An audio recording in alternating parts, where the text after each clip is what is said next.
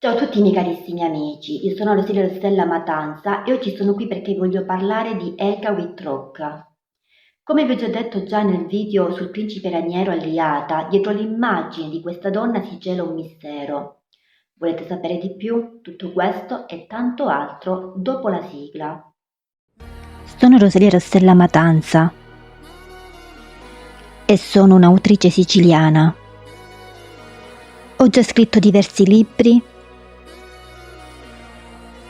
di diverso genere. Leggete uno dei miei libri. Se volete sapere quanto valgo. Sinceramente,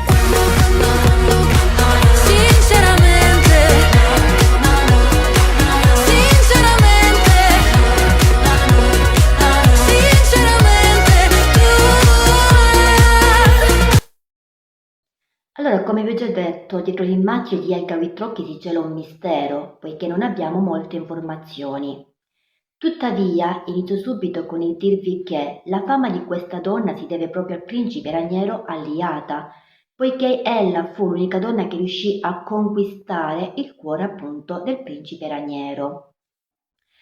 Pare infatti che durante una visita ad un amico, Raniero incontrò casualmente Elga Whitrock poiché faceva la bambinaia presso quella casa Ordwin, non so se la pronuncia sia giusta, e tra i due nacque sin da subito una specie di colpo di fulmine, tant'è che il principe Raniero Alliata la invitò nella sua dimora senza troppi raggiri di parole e al contempo Elga, solo dopo 2 giorni dall'invito, si presentò a Villa Aliata con le poche cose che aveva. Ben presto Elga però si rese conto che la vita che si immaginava che avrebbe vissuto non rispecchiava la realtà, poiché il principe raniero Aliata non permise che ella vivesse accanto ad egli appunto a Villa Aliata, ma destinò alla ragazza una parte di una torre di Villa Aliata. Inoltre pare che ella divenne anche oggetto di esperimenti per il principe raniero Aliata. Adesso non sappiamo di quali esperimenti si parli poiché non abbiamo molte informazioni, ma tuttavia durante uno di tali esperimenti ella dimostrò di possedere delle doti extrasensoriali. Successivamente Elga rimase incinta e questa notizia, che avrebbe dovuto entusiasmare il principe raniero Aliata, in realtà lo lasciò freddo e impassibile, come se la notizia non gli riguardasse in prima persona.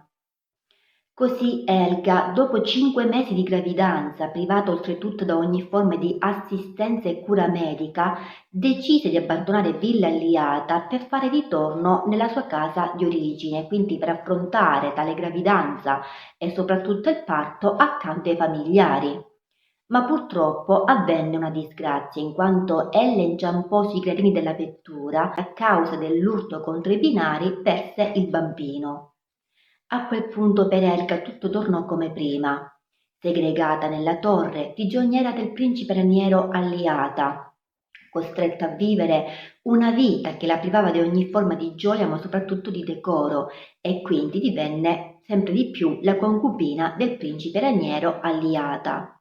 Disperata Elga tentò il suicidio ed infatti pare che il principe raniero Alliata la trovò quasi carbonizzata accanto a delle bambole completamente bruciate e pur di salvarla la portò subito all'ospedale, il quale vi rimase ricoverata per ben 3 mesi assistita dalle suore. A questo punto accaddero 2 miracoli. Il primo fu che Elga si convertì al cattolicesimo, il secondo fu invece che il principe raniero Alliata capì di amare così tanto Elga da decidere di sposarla.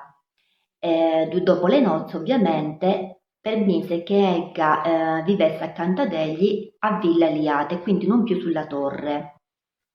Ciononostante, Elga Whitrock pretese che tutte le donne di Villa Aliata fossero allontanate appunto dalla dimora, ma il principe raniero Aliata acconsentì, anche se non mancò alle sue solite scappatelle, ma ovviamente fu meno spudorato.